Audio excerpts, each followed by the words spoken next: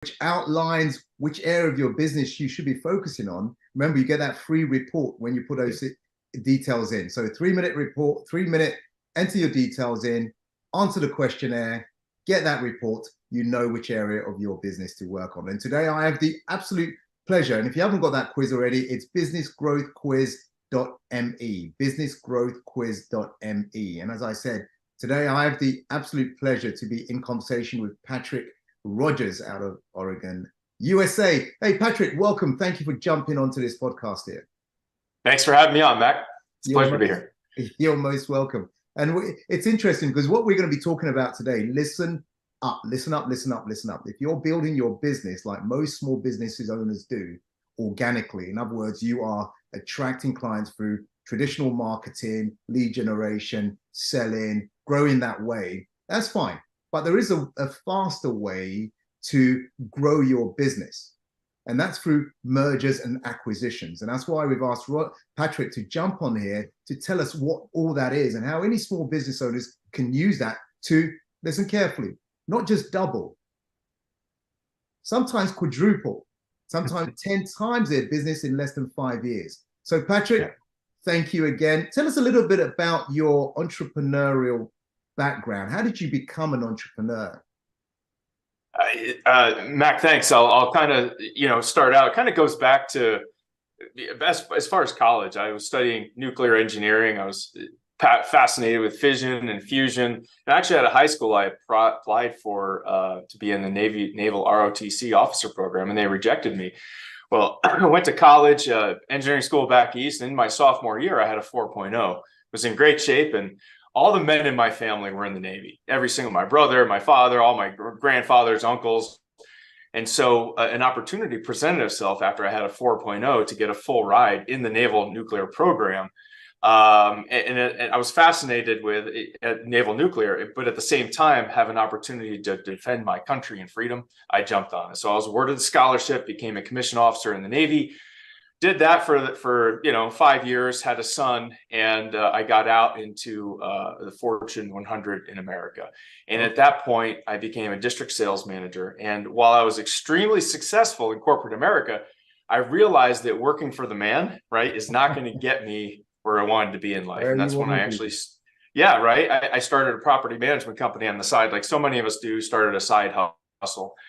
And was also flipping houses. And that's what allowed me to make that jump into entrepreneurship. I knew that that's where I wanted to be. And it turns out I was really good at business, scaled this thing up so quickly that I was approached by many other property management company CEOs in this organization that we're a part of, the National Association of Residential Property Managers, that I started coaching them on how to do the same thing. And that's when I got into the consulting world. And Mac, I've never really looked back since. In the last 15 years, I've been coaching CEOs, not just property management, but all businesses from all facets. And when I started discovering this concept of, organic growth is good. Don't get me wrong. I mean, you got to have your own house in order to be able to move on and do mergers and acquisitions. But when you're getting 15, maybe 20% growth, that's all good and great. But then once you start having the ability to purchase other companies and acquire other companies with sometimes as little as 5% down, maybe even 0% down if it's the right deal, now you're talking real wealth generation. In 5 years, you can 15 to 20x your value of your company. And so once you start comparing and helping people here, but once you really start generating that wealth and freedom, because that's what we're really doing is freedom here. That's when it just all turned around for me and really changing people's lives. Absolutely. I love what you said. You're building for wealth and freedom. We're talking about generational wealth. You're building for the family and their families, which is fantastic. Now, let's get into this then. For those who don't know what mergers and acquisitions are, give us a brief of what that is before we get deeper on that. So we're at the foundation. Yeah, absolutely. So like I said, so the main problem that my clients face is that while 10 to 15% organic growth is decent, when you can acquire another company and literally double the value of your company, or double your revenues in 1 year or less, that's what we're talking about. So a merger and acquisition is, let's say you're an HVAC company. We're actually in the middle of a deal right now where we have a company that's up in the Northwest, and they could either acquire another HVAC company and literally double in 1 year. Those of you thinking, what is HVAC? Oh, yeah, sorry. Ventilation and air conditioning. Just for your information, not everyone's aware of that. Yeah, carry on. Yeah, thank you. Thanks, Mac. So it's a heating, ventilation, air conditioning company, and they're doing about 2 million per year. And so they could grow organically. And, maybe, next year we'll be at 2.4 million, something like that. Or you can acquire another company of equal size, $2 million. It doesn't have to be in the same geographic area. In fact, it's sometimes better if it's not. And you literally double in 1 year. So we're acquiring another $2 million company. Actually, we're acquiring a $3 million company, excuse me. And we're negotiating in such a way where we only have to come out of pocket 5% down. So it's a $2.2 million contract, $2.2 million purchase acquisition. We're coming out of pocket, $110,000 to be able to purchase this. Not bad. And so when we do that, what we're really after, though, is not just, a lot of people think there's two things I want to address here, Mac. One is a lot of people stress out right away. CEOs are just, they're stressed. Oh shit, man, I can barely run my own company. How am I going to acquire another company? Yeah, there are some things you need to do inside your company to make sure that you have the freedom to do that. But it's not as much as you think. You don't have to be able to 100% pull away from your company. It's not like you're going to buy this other company and run it. If you try to do that, you're only going to buy one more company and you're done. That's not what we're talking about here. What we're talking about is being able to buy that company, but structure the people in such a way so that you don't have to run it. You are managing the manager. So either there's somebody already in there, a number two in command that can come up and run it, or sometimes we purchase the companies and we only buy a majority interest. Maybe we only buy 80% interest or 70% interest, and then the owner stays there for a while, right, and we help them grow, right? There's just a lot of different scenarios. But Mac, what we're really after is the wealth generation portion of it. Growing it at 10 or 15% per year, that's all good and great.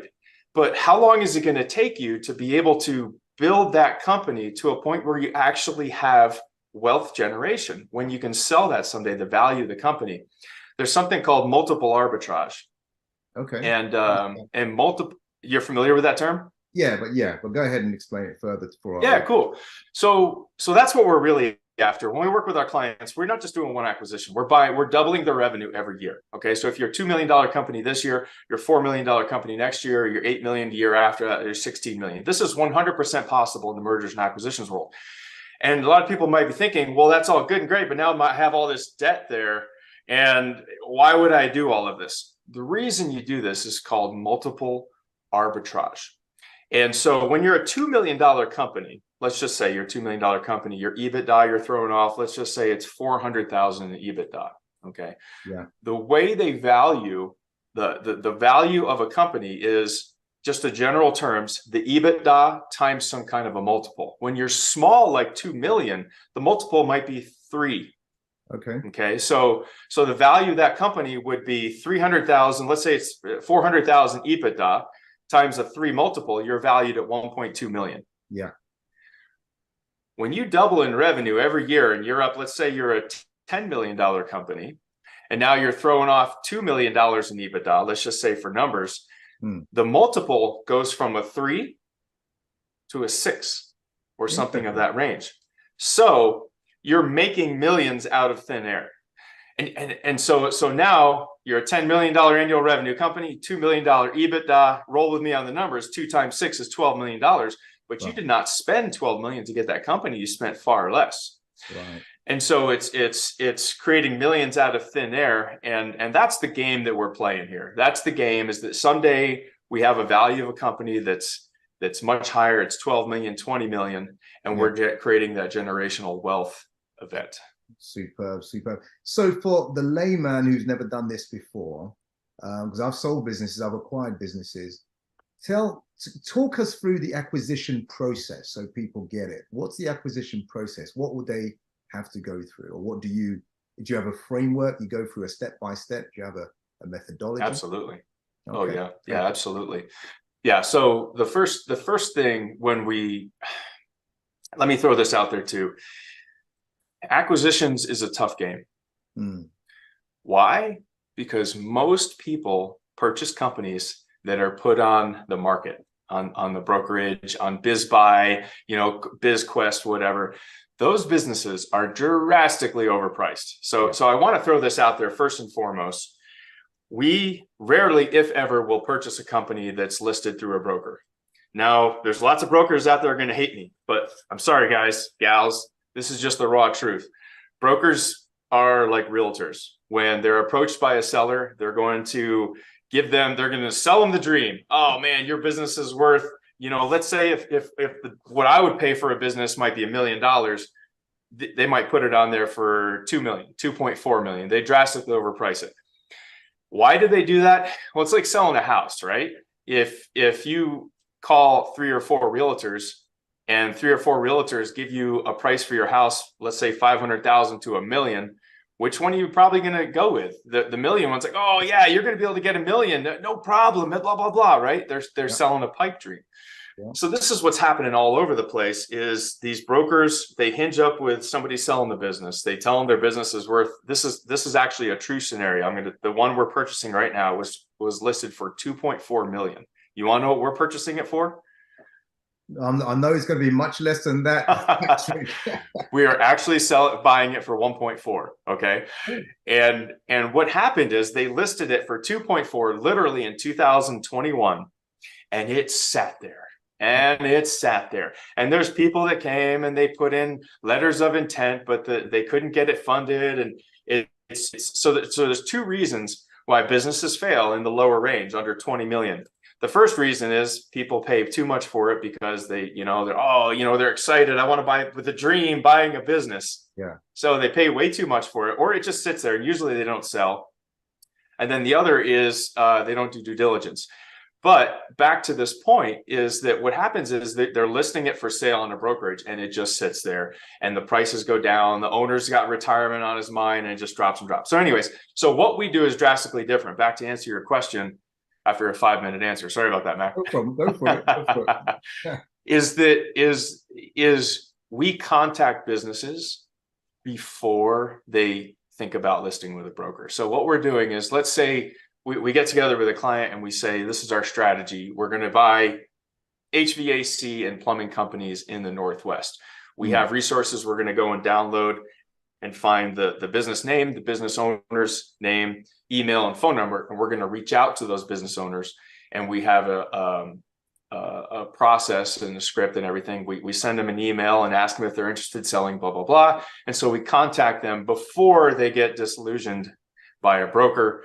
And so first step is we contact them. Second step is we see if we're in the right ballpark. We get their financials if they're interested.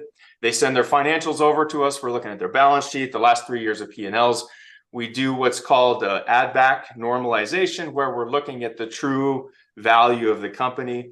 Right. And from there, we work with the buyer and the seller to try to arrive at a price verbally. Once we do, then we send out a letter of intent. Letter of intent is signed and agreed upon, and we enter the due diligence phase.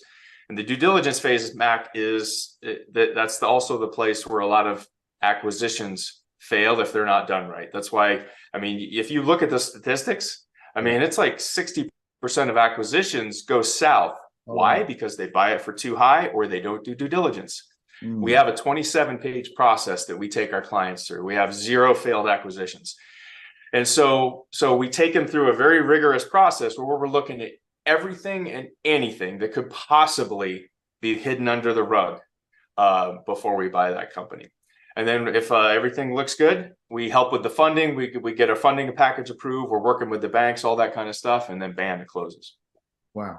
Awesome. Before you go on, I want to point out to everyone listening and watching that Patrick has a coaching program that he helps people go through this stuff. So he does it for himself as a business, but he also teaches people. It's just in case you're wondering, hey, what's going on here? That's why he has so much knowledge, because he's imparting that knowledge to other people as well. So Patrick, you make it sound simple and easy. And why don't more CEOs or small business owners and founders approach growing their business in this way? Mac, it's a really good question. It's because I was there. We have our baby, and we're mission critical. Our mission is to get our baby and just grow our baby, and that's all we know. That's all we think. And many times, CEOs of smaller companies under 20 million, they think that acquisitions is only for the big boys, and they don't have the expertise too, right? So they think they have to hire, you have to hire somebody full-time in-house, or what you know. We don't, CEOs don't know mergers and acquisitions. Right. That's where we come in and we fill that gap. Yes, I do some coaching, but more than not, Mac, it's actually a total turnkey process where I am your M&A guy. Like, I am part of the team. We actually get an email with your company, and I represent your company, and we do everything.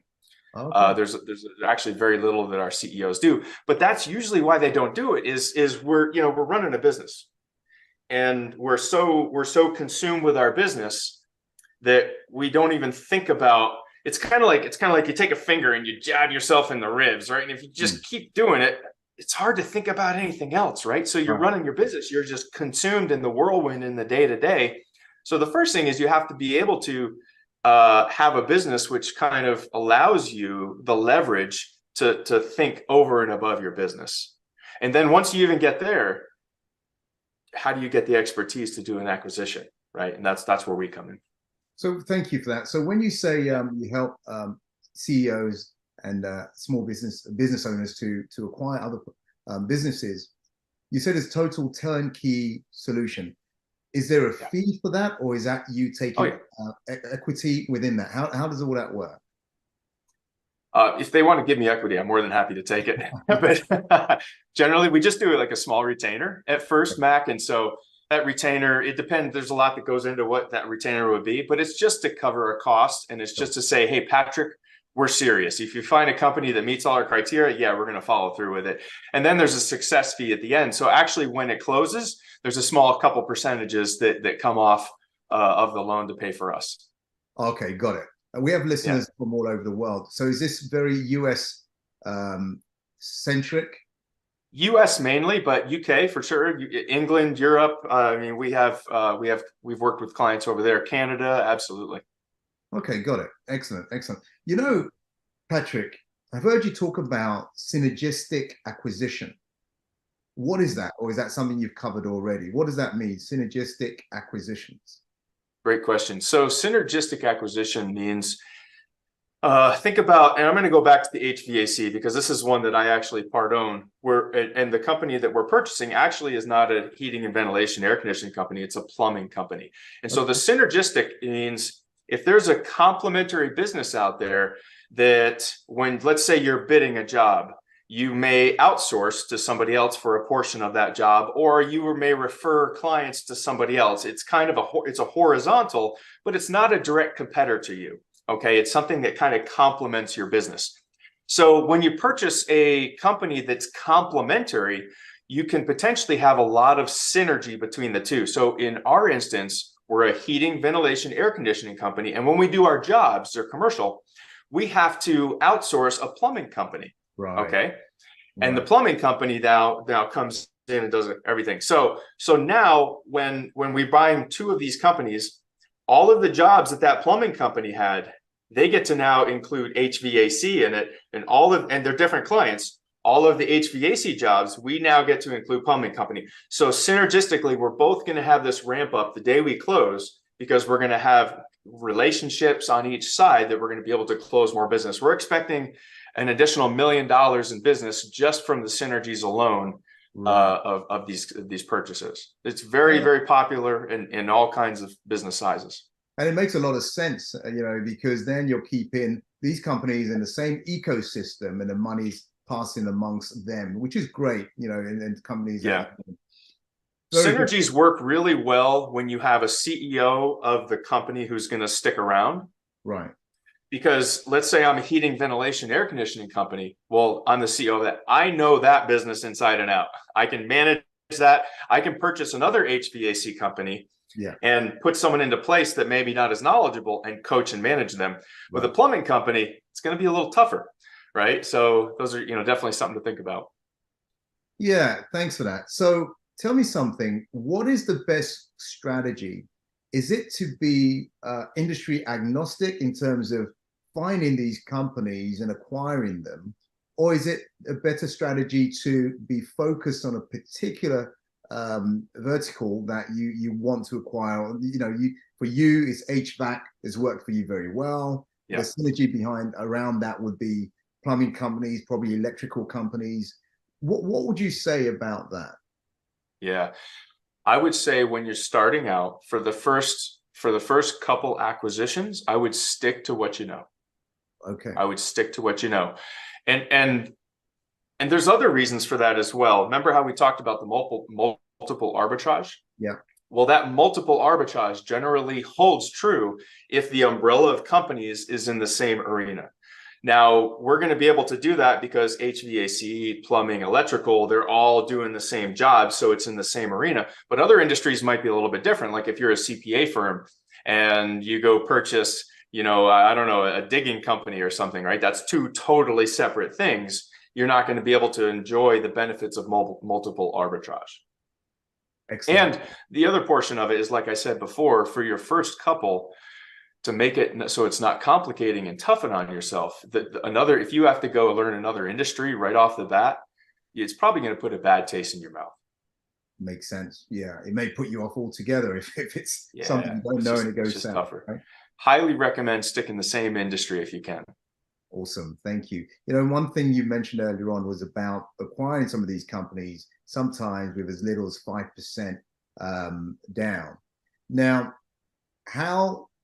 how easy is it for banks to lend you to acquire those companies? Is it something they frown on? Is that easy to do, or is that depending on what your existing company is doing already and what credit worthiness the business has? So it depends on a lot of variables, right? So we'll go back to the credit worthiness. The credit worthiness only applies if you're going to do an SBA guaranteed loan. So if it's going to be a $5 million or under purchase, if you're going to be going that route, then they're going to look at your credit. A lot of people, probably a lot of listeners might fall into that range. So if you're going to be doing an SBA guarantee loan, they're going to be looking at three things. They're going to be looking at your current company, profitability, balance sheet. They're going to look at the company that you're purchasing, profitability, balance sheet. And they're going to be looking at your personal finances, your personal credit, all of that kind of stuff. So as long as both companies are profitable, they've got a good story, which is where we help come in, and you have decent credit. And I think the credit's, 640 to get a, SBA, something like that. And you have the amount of financial resources to be able to put down. So for today's day and age, SBA just came out with a brand new program last month. It used to be you had to come up with 10% down. Okay. They just came out with a new program, whereas if the seller is willing to take a 5% of the purchase price standby loan for 10 years, which means it's accruing interest, but you don't make any payments for 10 years. If the seller is willing to do that for 5% of it, the SBA guarantee allows you to come into the loan with only 5% down. So now in this last month, you are able to, for an SBA loan, buy a company with only 5% down. And most owners are willing to do that, right? Unless they think they're going to die in the next couple of years, right? So, and even then, they give it to their wife or kids or whatever. So it makes it very, very easy to jump into an SBA program. Now, if you don't have an SBA, if we're talking a larger company, we're going to be looking at traditional lending. And we can be extremely creative on traditional lending. Sometimes we get into deals with no money out of pocket. I'm not saying that to attract people that don't have money, because you need money to purchase businesses and expand. There's operating capital, working capital. I mean, I'm not trying to sell a pipe dream. You can always find an investor and yes, purchase a company for zero. There's a lot of people out there selling those kind of things, right? But that's not what we're particularly looking for. But traditional lending, there's a lot of options. You can do leveraged buyout. You can use the assets of the company that you're purchasing as collateral for the loan. You combine that with owner financing. And many times you get into it for a very small amount. But even traditional lenders, Mac, they want to know that you have skin in the game. Nobody's going to give you just a 0%. Like, they want to see skin in the game, whether it's your own money or an investor's money. You got to have skin in the game. Got it. Got it. Got it. Well explained. Well explained. Let me ask you, Patrick, are there any conditions where you would invest or buy a property that was loss-making, that there's an opportunity to turn that around very, very quickly based on maybe your own intellectual property or something you know that they are not doing, something you can do creatively, turn that around and maybe acquire? I'm just wondering if you've ever come across. Absolutely. Yeah, absolutely. But you got to know what you're doing. Right. Right. We've done a lot of turnaround companies. My business partner and CEO, he's been doing this for 40 years, and that's what he specialized in is turning around companies. Okay. But you got to know what you're doing. Right. Makes sense. I would say don't do it in an industry that you're not familiar with. Every industry has their trade secrets, right? Where I can walk into a property management company that's upside down, and if they have the right kind of properties, the right number of properties, I can make it super profitable extremely fast, right? So every industry has its trade secrets, and you got to know what those are. Thank you. Just out of interest, what's the biggest, or maybe the biggest, not challenge, I suppose, one that really went south? You lined everything up, everything was in order, and maybe you acquired it and it just didn't prove to be what you wanted it to be, or the seller and the buyer, everything was lined up and it just went south. Something happened dramatically or drastically. It just didn't happen. Yeah. Oh, geez. I can think of a few of them. That I've personally done. Like I said, we haven't had any failures or any acquisitions that didn't go through. But early in my personal experience, I can speak from that. We acquired a company and we didn't do proper due diligence. Okay. And one of the things that happened is there was a lot of POs in the docket okay, so when we purchased the company, we didn't have anything that kind of protected us from them putting purchase orders in that were going to close within a certain period of time of the transaction occurring. Okay. And so what ended up happening is this company, actually, there was management personnel, and a number of the management personnel ended up leaving. And lo and behold, we didn't know this, but they actually, we saw these purchase orders come through, and they were for a couple million total. Okay. And we didn't do a lot of research on it because this company was throwing off, it was a big company. And so a couple million was not that big of a deal. And so we didn't look into it a ton. And then these purchase orders go through, and then we came back like a week later and we started researching it. And because we made the order, but we didn't get, it was for signs basically, and we didn't get the order, it didn't come through. So we started researching it, and then we started looking at the purchase orders, and the purchase order was lined up from people's last names that matched the people from the management that left. Okay. Oh, no. So basically what ended up happening is they had set up this other company. They were leaving. They had set up this other company, and instead of giving the order to the normal company that we use for signs, they put it through and had it all approved. And in the hustle and bustle of purchasing this company, who's going to look at this? What would normally be just a small purchase order. We didn't have a process. There wasn't a process in place to vet new vendors. Right. And so it went through, and then we ended up going into a lawsuit and just all this stuff. And so now, we have a full due diligence process in place that definitely finds stuff like that. So, all right, lessons from the mine, lessons that you cannot buy. These are real life stuff, right? It's just there's so many things. Like when you're purchasing a company, I'm not trying to scare anybody. Yeah. Because when you have somebody who does mergers and acquisitions, you'll be protected on this kind of stuff. But this is early in the days, this is just one of our lessons learned that, trust nobody and verify freaking everything. Was it Reagan that said that? Trust but verify, right? Absolutely. I'm going to come back to you in a minute, Patrick. Now, for everyone watching, listening, remember to subscribe, follow, like, make some comments as well. Ask some questions. What did you get out of this? And really appreciate it, because you know how the algorithms work. If the people are liking it, people are subscribing, people are following, they'll share it to more people. So please, please, please do us that favor. Thank you. Patrick, for those who want to work with you, learn from you, maybe do mergers, acquisitions, want to speak with you, what's the best way for them to get in contact with you? Yeah, thanks a lot. You can do two things. One is you can email me directly at patrick@patrickvrogers.com. That's Patrick, V as in Vincent, Rogers without a D, ROGERS.com. Or you can go to my website, patrickvrogers.com, and I have right on the front there, you can sign up for I give a free 30-minute strategy call where we just have a discussion about your current situation, where you want to be, and see if acquisitions is the right plan for you. Fantastic. So patrickvrogers.com. Give me the email again. The email was what? Yep, it's patrick@patrickvrogers.com. You got it.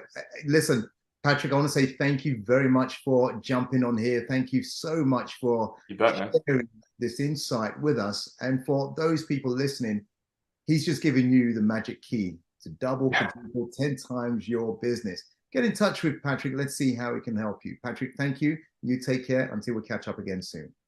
Thanks a lot, Mac. You're most welcome.